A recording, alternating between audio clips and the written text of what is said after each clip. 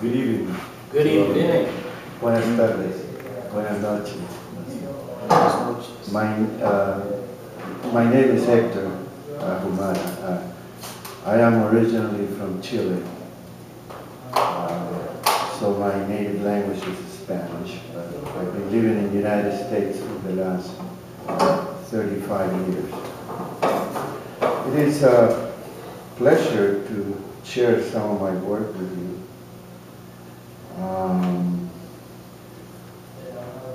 I am a poet. I write poetry. Would you like that stand? Yeah.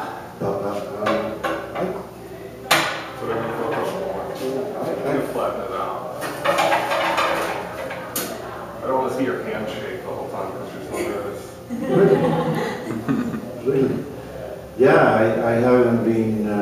I started to come to this cafe when they opened, and then I continued for about a year when reading poetry every Wednesday night, and then I took off. Have you read the poem that is in the? Yeah. On the door? On the door there? Yeah, that's from Francisco Alarcón. He's a Chicano poet.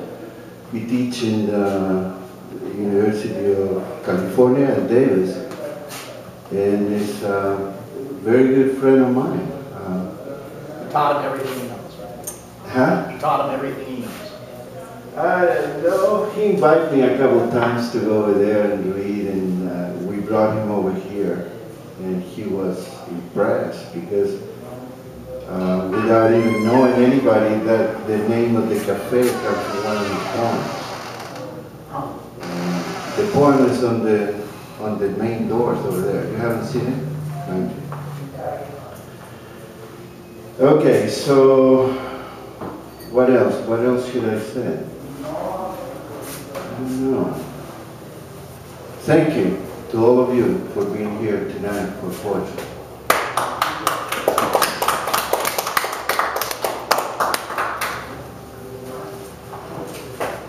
Okay. So you have to be compassionate with my English, okay? English is a very difficult language. There is a trail that takes me to the river sanctuary of weeds, willows, and cotton trees, home of the water snake, sparrows, and beetles. The aroma of pollen in the spring saturated my senses. The honeysuckles climb the apple trees to unite their fragrance with the primordial fruits.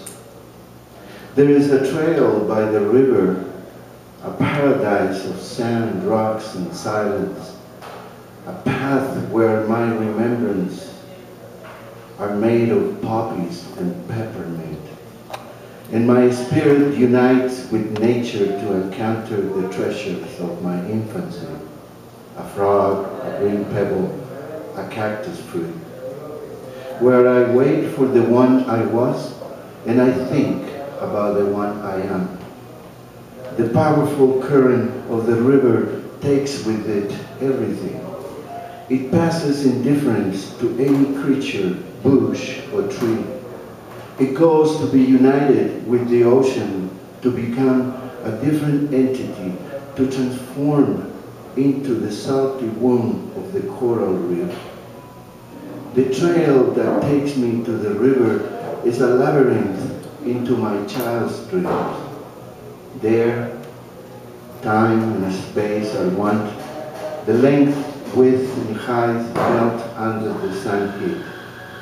It is a place where I fuse myself with everything I touch, with everything I see, where the prints of life are visible on the leaves, on the moss, on the ferns.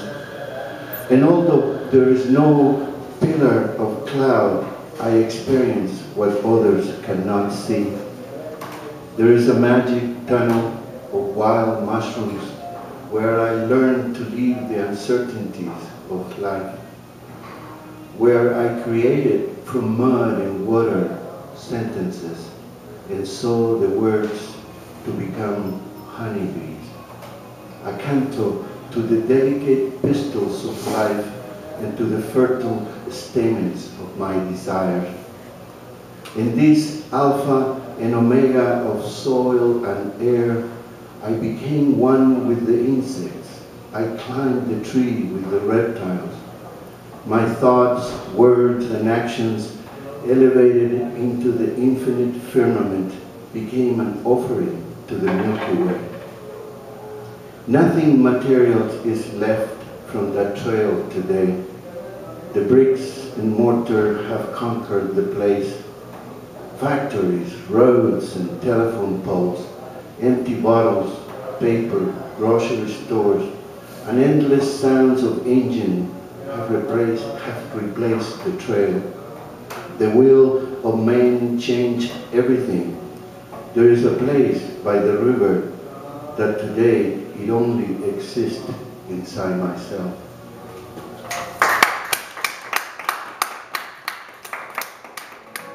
This I wrote for my granddaughter. I can't remember. There was like a flood of songs when she was born, shortly before, and I can't remember where this one came from. This was after she was born. It's called Cali Girl. Her name's Cali.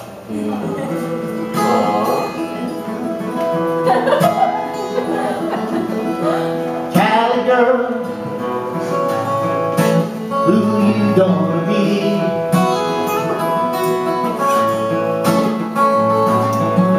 Could be a mother of the strength of your father's creed. Yes, it doesn't matter, you're gonna be who you're gonna be. I hope there's just a little piece of me. Cali girl, who you gonna be?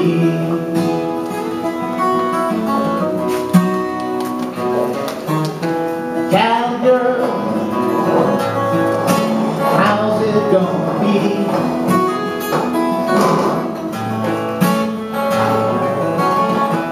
You grow older, will the fish still swim the sea?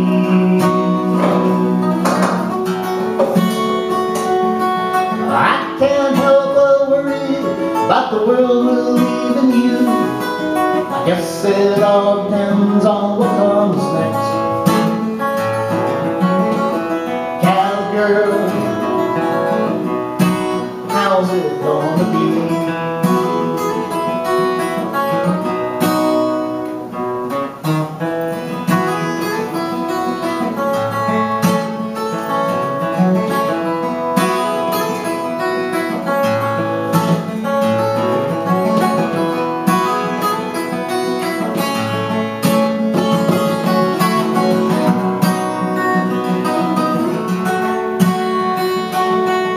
What do we do next? Let's face reality and hope our better angels save the world for you and me. Masking all of us, how's it gonna be?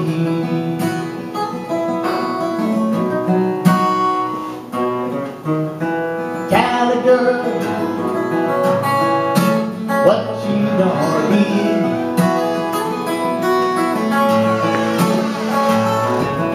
You could be a president, maybe write a song for me.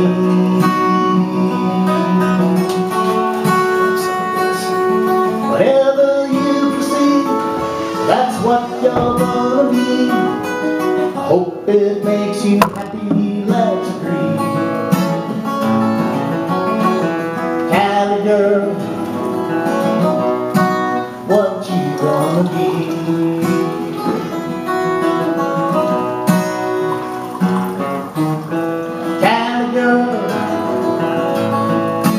Where you gonna be?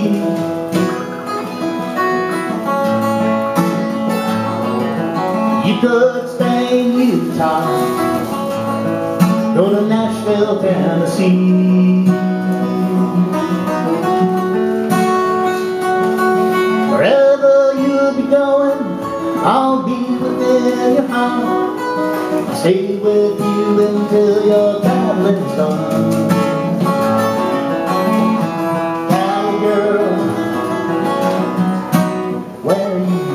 be.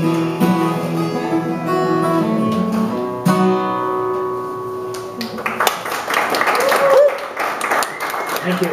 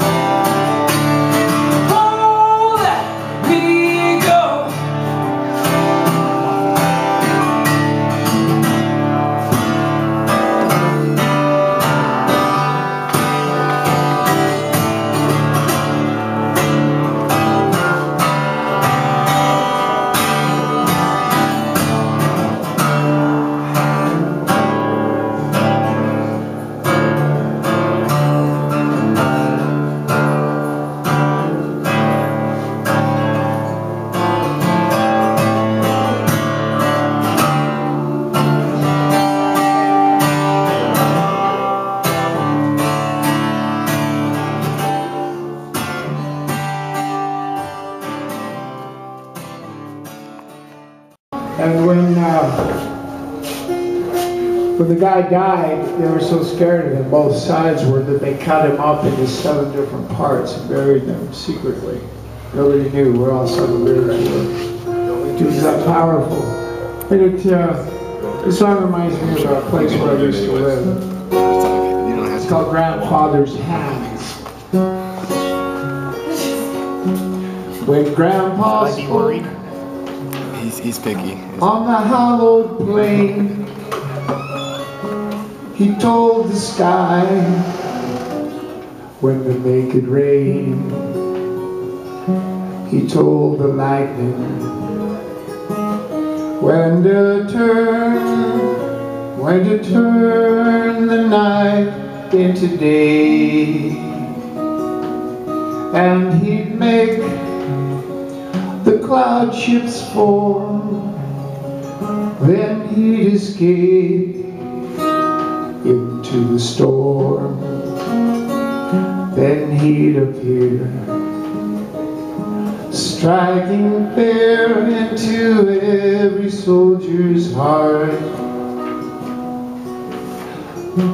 South Rocky Fort, on a sea of sand and grass, with no sign of island or shore, there lies the grave of my grandfather. Father's hands. When he let them have their way, they divided him 7 different ways. So afraid were they. He would rise up again and strike them down.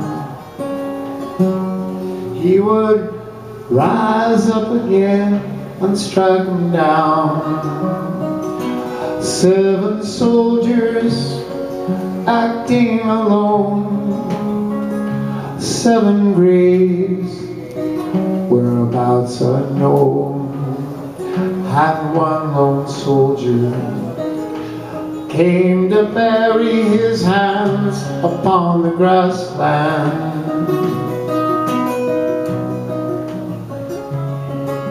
South Rocky Fort, on a sea of sand and grass, with no sign of island or shore, there lies the grave of my grandfather's hands. A quarter moon rose out of time, a quarter moon rose out of time to a vanishing point down an old fence line. Sweet grass and timothy, as far as the eye can see, Comanche grasslands. South Rocky Fort, on a sea of sand and grass, with no sign of island or shore, there lies the grave of my grandfather's hands.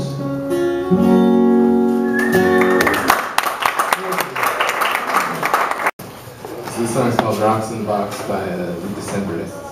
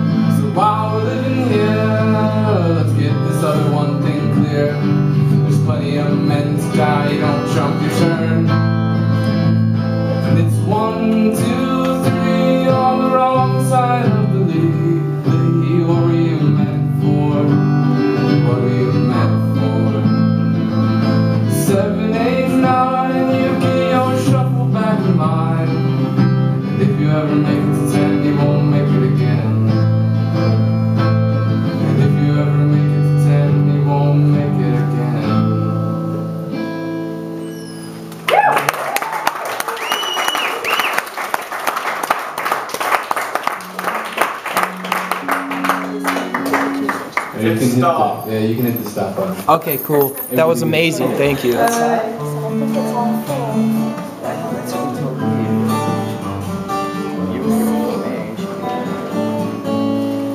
Wonder why the church has died in the heart of the exile, in the kingdom of hate.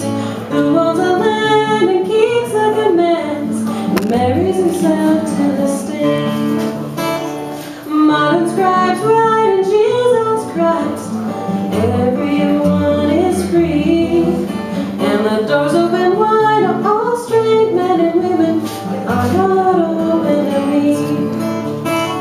who is teaching kids to be soldiers, to be marked by a plain white cross? And you kill just a little to say a lot more, the philosophy of loss.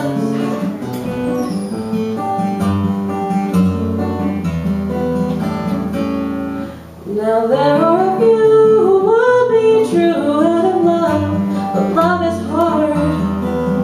And to think that our hands haven't shoveled the dirt over their Central American graveyards. Doctors and witch hunters stripped you bare, left you nothing for your earthly sins. Yeah, but who made this noise? Just a bunch of boys, and the one with the most always wins.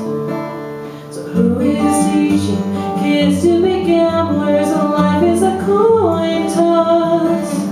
And of course what you give up is what you gain, the philosophy of loss.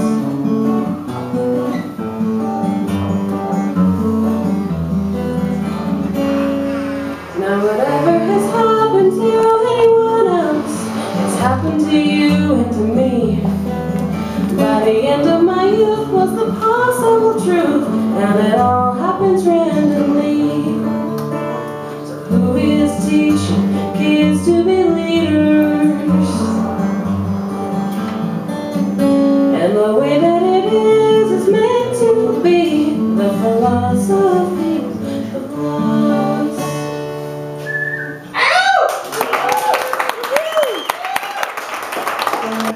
Echo on the mic. Bullets have echoed through my life, the cries of those who have lost lives, of those young men hung. Why did you pick up that gun and run? Why must you go down the same street when you know what awaits at the end?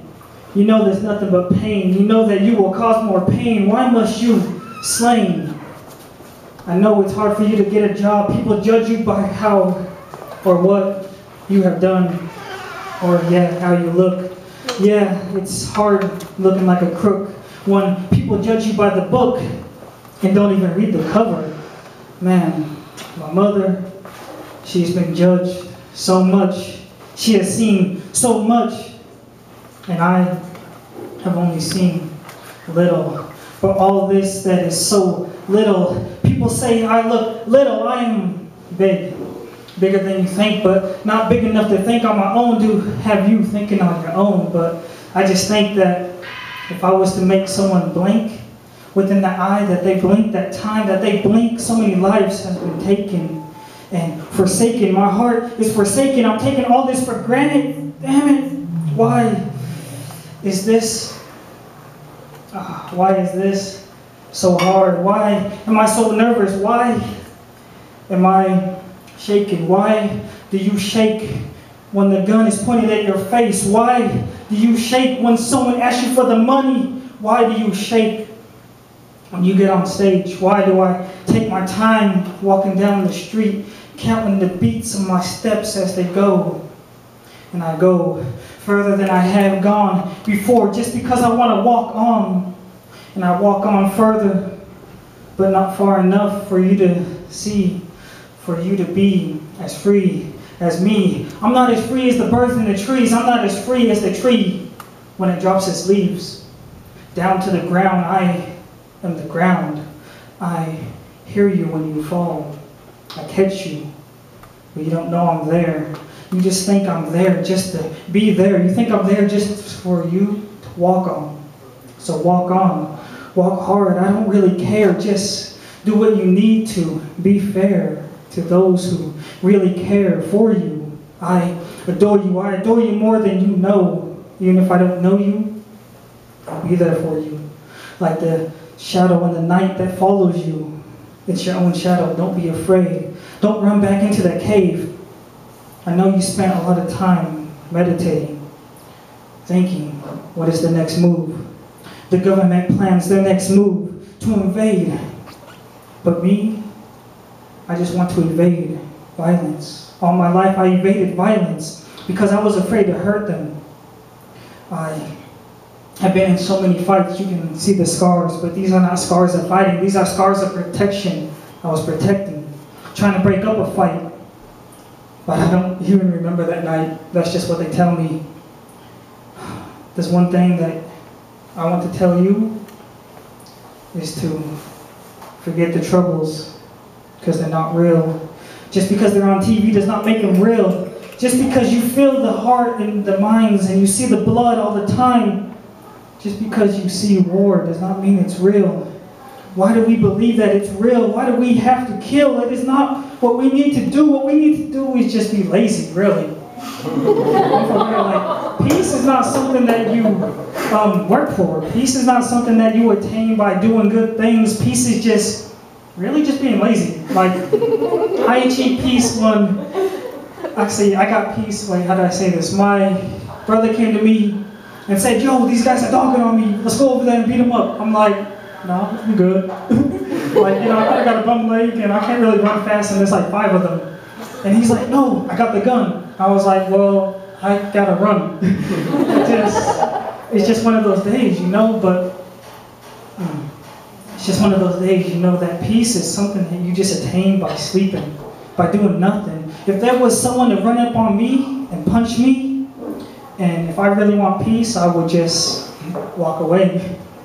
Take the pain and just go about my day. Thanks.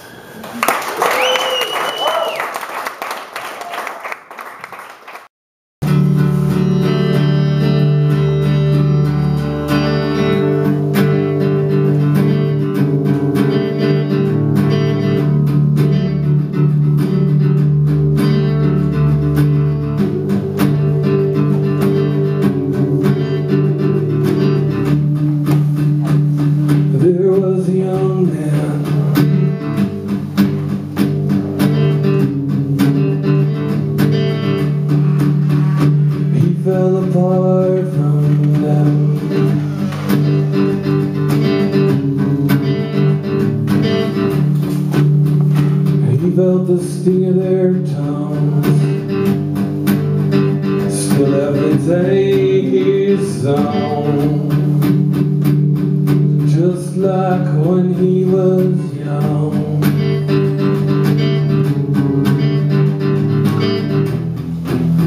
Never did he know the road home. The sun it shone till the work was done, and the shadow that I see walking behind me, does it belong to me?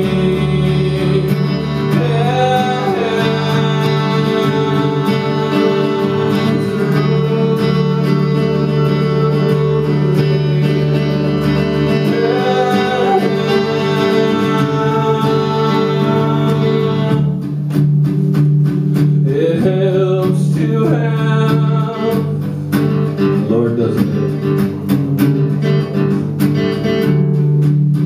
The more to be prepared.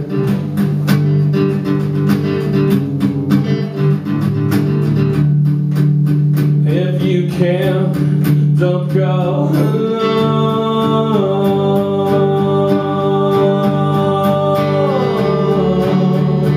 We all share the same home.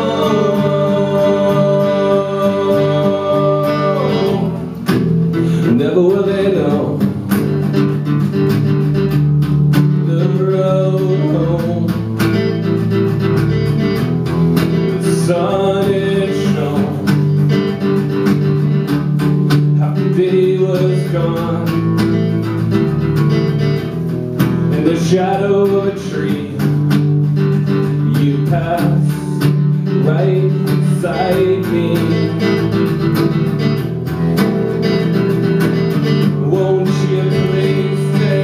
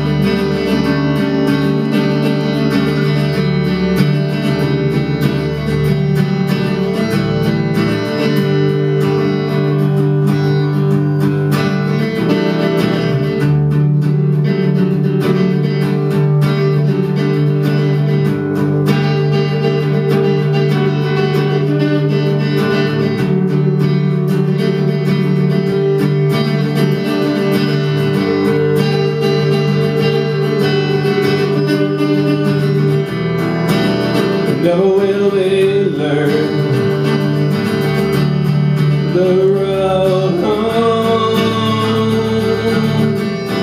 The sun it burns till the break of dawn. I lost my hand in the shallows of the sea. You'll wait beside me. Won't you please learn me?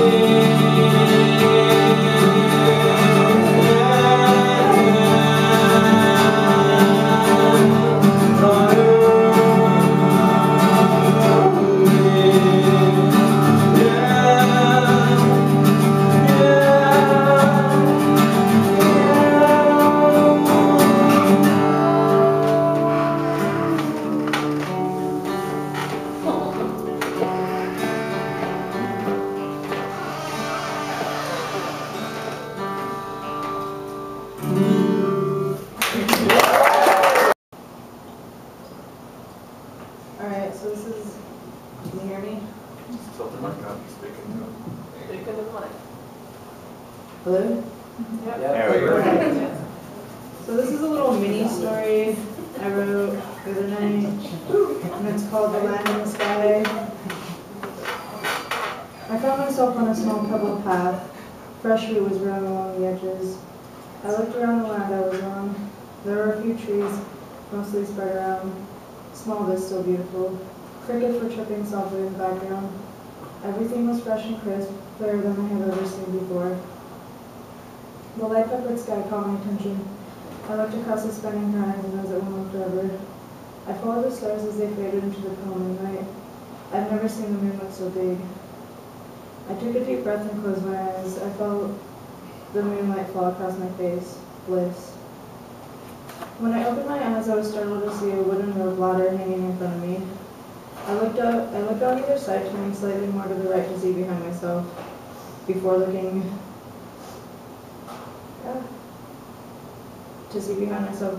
forward then up. The ladder stretched up and up, so far it disappeared in the clouds. I looked around myself once more.